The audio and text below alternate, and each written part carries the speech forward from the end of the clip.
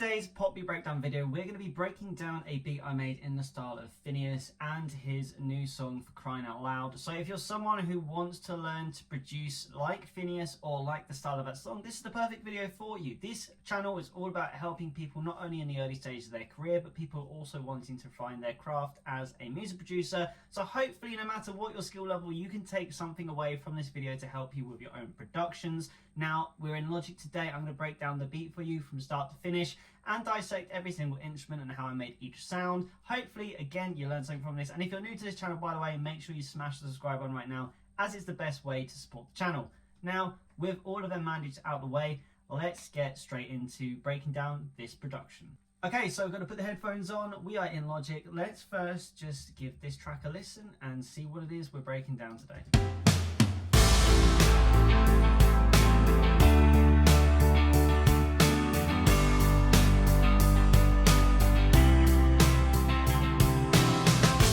So as I always do on this channel, I always make sure the beats are as simple as possible because this gives you the best understanding of how to make a production like this without overcomplicating it. It's good to keep things simple a lot of the time. So today what we did was we first built the track around the drums because I really loved the drum beat that was in the FINNEAS Crying Out Loud song. So I really wanted to try and build from that. I thought that'd be the best starting point. So this is the drums here. Let's first listen to them by themselves and then we'll break down individually.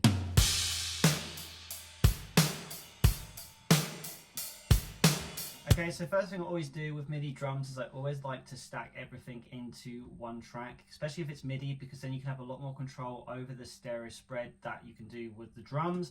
Now, for the kick and the snare, I have the kick and the snare in the same track, and we're using the Abbey Road 80s drummer. And the only thing that I've really done for this was in the mixer, I've turned up a little bit of, it was the saturation. I can't find it on the tape. Oh, in fact, I turned it off with the compression. There it is. Actually, I just turned the threshold up a little bit. Sorry, I completely forgot what I did there. Just to try and mix it a little bit. But this is basically straight out the tin what it sounds like. So let's have a listen to the kick and snare by itself.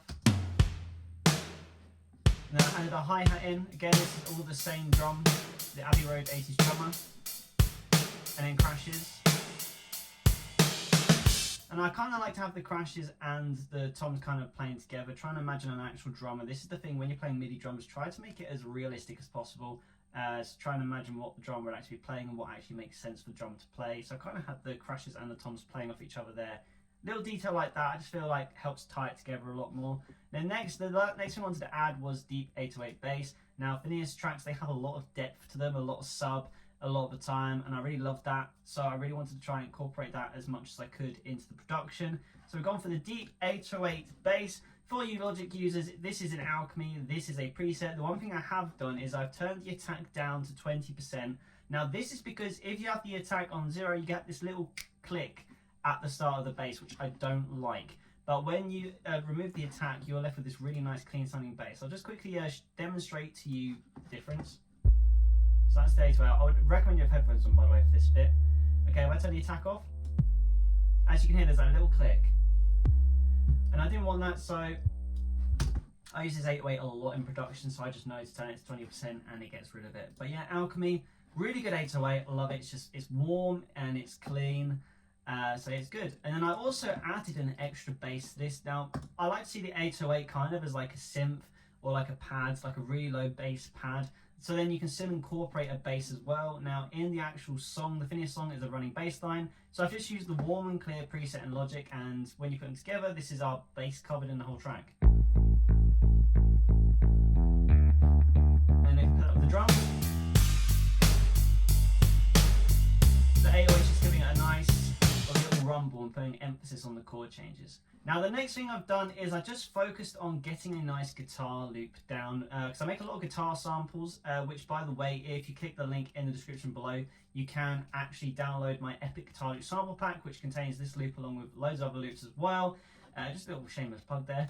But the guitar today, I used Contact because again, I love to use MIDI guitar. And Electric Vintage, we've got the Soul Family with a little bit of a custom preset. I've just added a double to it.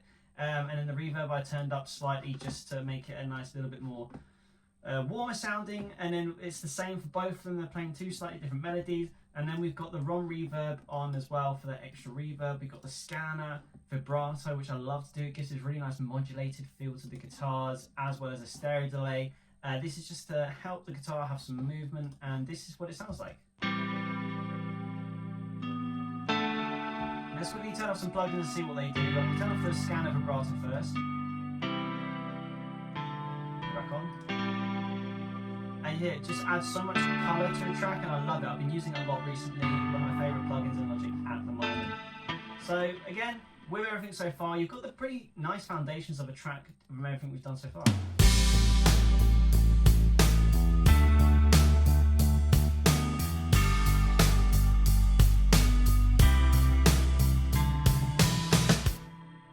Lovely. Okay, so the next thing to add now, we want to add some more sort of like chorded progressions in. So we continue with guitar. Now these two guitars are again native instruments. We've got electric vintage and we've got electric vintage. Again, we're really going double time electric vintage. I found Road Trip was the best preset for a nice little guitar strum. I can use a real electric guitar, but sometimes I just like to use MIDI, especially in videos like this, because then these are all plugins which are accessible and you can actually get for yourself. So if you really like some of the stuff you hear in these videos, at least you know where they're coming from and how you can get them for yourself. And it's the Session Guitarist Electric Vintage by Native Instruments. When Black Friday comes around, this is a very good plugin to get. I've used this in, I can guarantee, over 500 beats that I've made for my beat store alone. I love the electric vintage so much. So we've got Road Trip A, Road Trip B side by side, and then we get this nice little depth to the guitar section.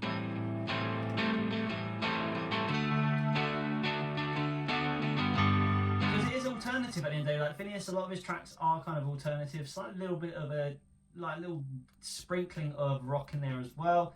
Then one thing I like to do is add electric piano. I just feel like this adds a nice depth to the chord sections, and I really want to bring in them sort of like warm, saturated feeling. So we've got the Mellotron's flute as well, which is a preset in Logic Pro X in the keyboards. This is one of my favourite presets in Logic, the Mellotron flutes. I can't even speak.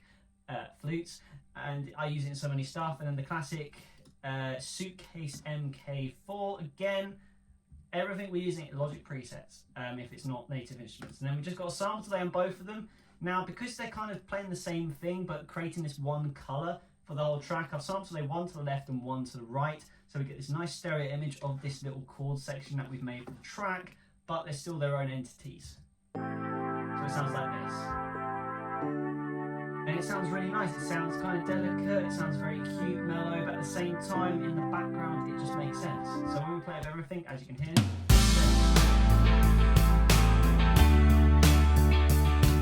but again, I absolutely love these two sounds together. The electric piano is just very delicate, because I feel like FINNEAS tracks, they have this real nice melancholy feel to it. So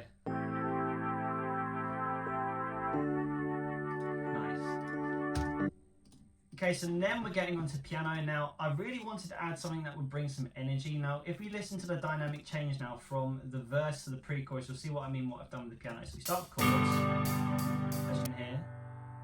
Put this in the pre-chorus. We've got stabby chords.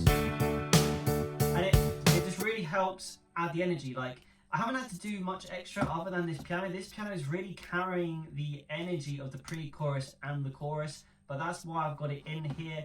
It just really gives a lift. So when you get to the chorus and you have this in,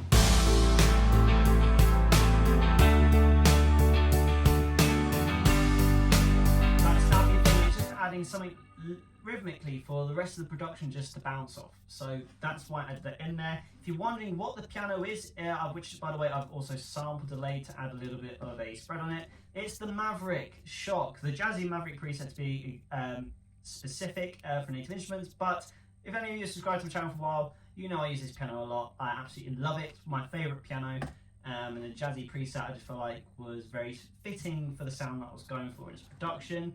And then we've tied that in with this. One thing I love to do on piano, especially for MIDI piano, is I like to have a low bass section, as I call it, where you basically just write down the left hand side of the keyboard playing in the bass note, because it really adds depth to any MIDI piano, because that's one of the hardest things on MIDI piano to get, is that depth. So adding in this little section here, this helps give the piano a bit more depth.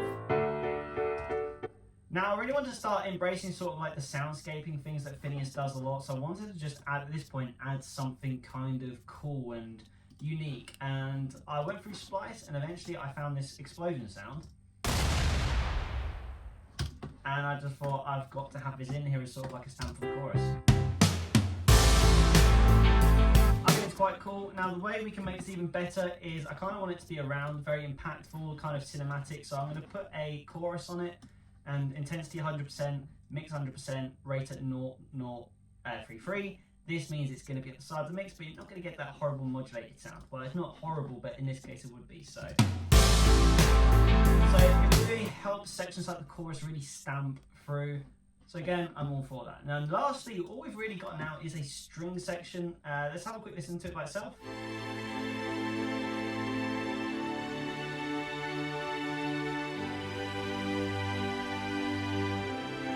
Now, anyone who subscribes to the channel, you know I love to write a string section, especially in Logic. Now, a little tip and trick that I'm going to tell you to help get your string section sounding really nice and beautiful is one thing I love to do, especially MIDI strings, is the old sample delay thing. So as you can see here, we've got 4 string instruments here. And if I spread it all out, we've got 4 sample delays. Now, the reason we've got 4 is you see 2 are sample delay to the left, 2 are sample delay to the right. Now, this has split the signal into 2. So I only recorded 4 strings on MIDI audio, but we've now got 8 strings. So I've doubled the size of our string orchestra just by having a sample delay on every single track. And that's a really cool tip you can use to make your string sound bigger. So that's why I've done that. And then one thing I like to do mixing wise is when we're using the strings that I'm using, so don't use this as gospel when you mix any strings. But I've got Omnisphere that I use for my strings, and I use the Hollywood Studio Strings section for practically 99% of strings in my productions. I just love them, the sound of them, they're just so good. And I do this every time almost out of instinct, is I put a low cut just to get rid of any sort of like rumbleness, which we don't really want in the strings. I cut out the mids a little bit because I want them to sit in the mix, I don't want them to be ever present at the front. And I feel like when you're in these sorts of frequencies, you're really starting to push something forward in the mix a lot. And then of course adding a nice little bit of breath at the end to complete the strings, which I think works really well. And then a quick thing on how to rate strings as well. We first have our cello. I'll quickly break this down because if you don't know how you struggle to make strings, this is a very good formula that you can use to get good string sections. So for the cello, just put in the bass note. And the next thing you're going to do is you're going to put in some string chords. And then after that, you're going to start creating some movement in the strings, so add some stabs. This is the same MIDI that has been dragged and dropped from the piano as well, which is very fine to do. And then for the last one, really try and put some harmonies in and try and give the whole strings a lift.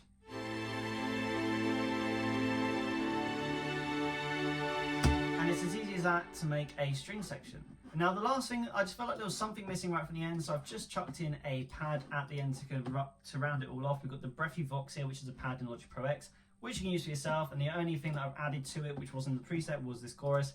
Again, trying to spread it out to the sides of the mix. Always try and put pads out at the sides. You don't want pads in the middle because that's when you can muddy up a mix. But that is everything, and when you put it all together, you get a FINNEAS Crying Out Loud type beat.